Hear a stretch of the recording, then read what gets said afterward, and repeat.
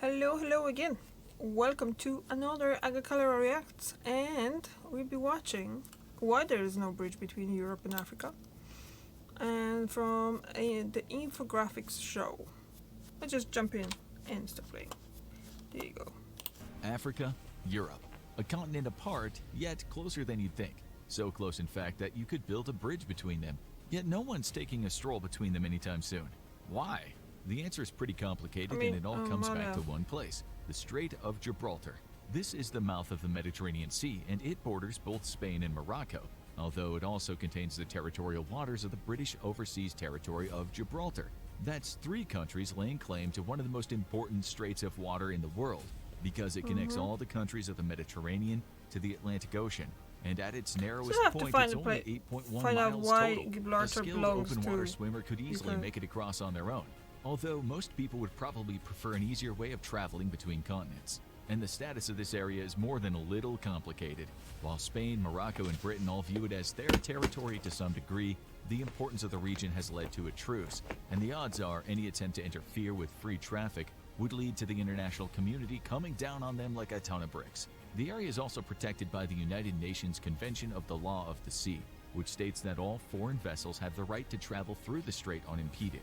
This isn't the only potential roadblock for a bridge, though, as the British territory is also home to the Rock of Gibraltar, a massive nature preserve and archaeological site that attracts many tourists, including those looking to see the Barbary macaque monkeys. But the status of the territory became a little more complicated recently. While all three countries agreed to allow free passage, the status of the Gibraltar territory is a thorn in the side of the Spanish-British relations. Spain still lays claim to the territory, which over 34,000 people currently call home. Most of them speak Spanish, but would overall prefer to remain in their current status quo. However, with Brexit and the United Kingdom leaving the European Union, many Gibraltar residents want to retain their freedom of movement that they had under the old system, and negotiations are ongoing to figure out what the future of the territory looks like. And that's where the tricky part of the region comes in. If a bridge was built from Europe to Africa, Gibraltar would likely be the starting location. The next closest location between Malta and Tunisia is around 300 miles, a distance better traversed by boat or airplane. On the other hand, the gap between Gibraltar and Morocco is shorter than half a marathon and could easily be walked in a few hours by most people if they had the option. And if some people have their way, they just might. It wouldn't be the first time that someone proposed linking two countries, although not two continents, by a bridge or tunnel. And that one was actually a lot longer, the crossing between the United Kingdom and France. The decision to build the tunnel spanning the English Channel, was first discussed in 1802, but was eventually organized in the late 1900s and opened in 1994. It was the most expensive construction project of all time at the time, costing over £9 billion or just over $20 billion today. The tunnel is 31 miles long, making it the third longest rail tunnel in the world.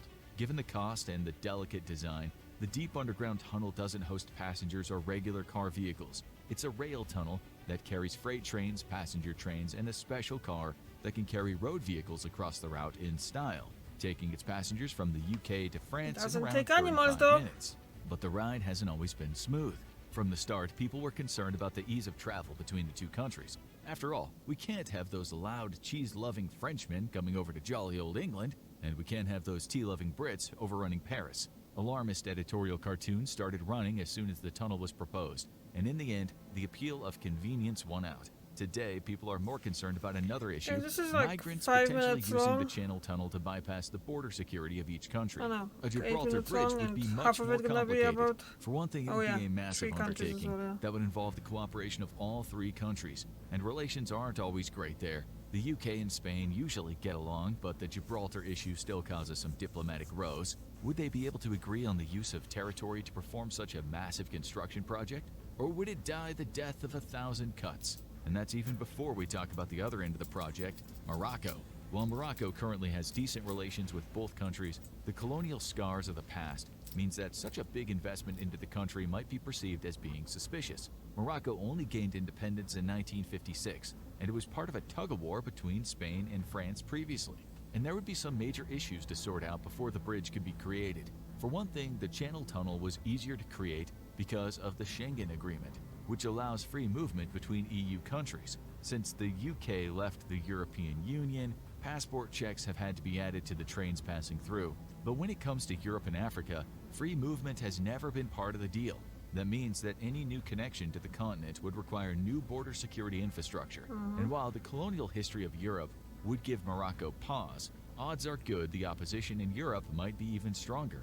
Europe has been seeing a large influx of people from Africa and the Middle East in recent years, as countless families flee political oppression and poverty in their country of origin.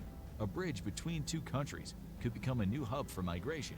Okay, so it's a thorny political issue, but that won't stop engineers. Is a Europe-Africa crossing even possible? That depends on what kind of crossing you're looking for.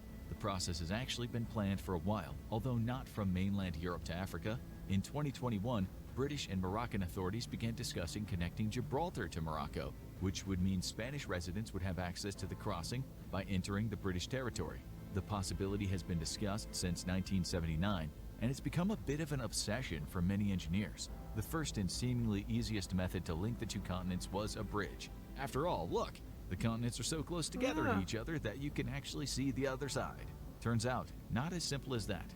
The longest bridge in the world, the Dayan-Kushan Bridge, is over 100 miles long, dwarfing what would be needed to cross the Mediterranean. But that's a deceptive statistic. While it is the longest bridge out there, it's mostly on land, with only 5.6 miles being over open water across a large lake. This portion of the bridge is connected to supports in the water, which would be much harder to pull off when you're crossing a sea. A straight shot from Gibraltar to Tangiers would be twice as long and might be structurally unsound. A proposal by architect Eugene Sui suggested building an artificial island in the middle to make the project possible, but this would be a massive undertaking. So, if we can't go over, why don't we go under? The success of the Channel Tunnel made a lot of people think this could be the solution to the Europe-Africa crossing as well. In fact, Spain proposed the tunnel way back in 1930, only to discover that the material under the Strait of Gibraltar was incredibly hard. They had no chance of getting through it then, but with modern tunneling technology it might be possible. So a major geological study was undertaken in the 2000s as architects tried to find the easiest and safest route. Ultimately, they found that while it might be possible, it would not be easy. The shortest route led to a deep area of the strait over 3,000 feet deep. Another area was found to only have a depth of around 900 feet, but it was much longer, over 14 miles. Fortunately, there is existing infrastructure. Both Spain and Morocco have high-speed rail lines already, which could serve as the foundations of the line. Both would build extensions from the current lines, meeting in the middle of the strait, at which point the two lines would combine into the new Gibraltar Tunnel, creating a total line that would be around 25 miles long, run almost 1,000 feet under the sea, and be constructed over a 15-year period. This would be slightly deeper than the Rifylke Tunnel, which is 955 feet deep in Norway and connects two southern regions. It's certainly something for train fans to get excited over, but will it happen?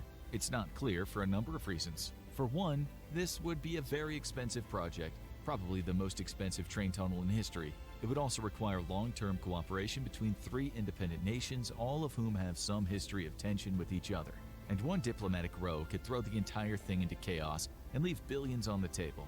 From there, it would be a constant game of watching for any structural issues, because only a few tunnels of this scale have ever been built. And with a structure this size, any small imperfection could lead to a massive disaster.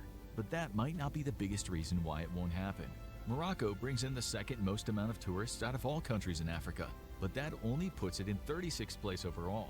And it's not clear if there's enough demand for easy transit that everyone would be willing to cooperate on such a massive project. Additionally, Morocco has several major airports, and ferry transport between the two countries is common. Would a new tunnel between Gibraltar and Morocco be an essential way to alleviate a glut of tourists, or just an expensive project that would please no one but fans of transport records? It might not happen now, especially if the world goes into a recession, but one thing is for sure.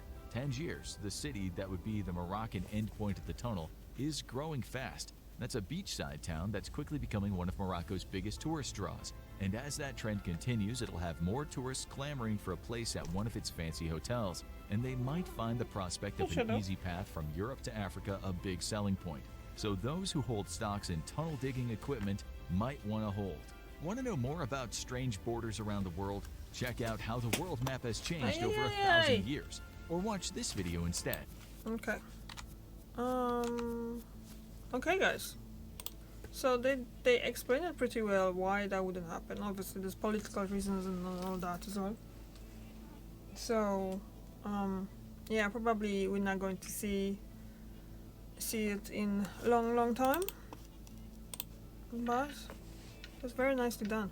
I like those kind of cartoony stuff as well. Cool. Okay guys, thank you very much, and I'll see you tomorrow. Bye.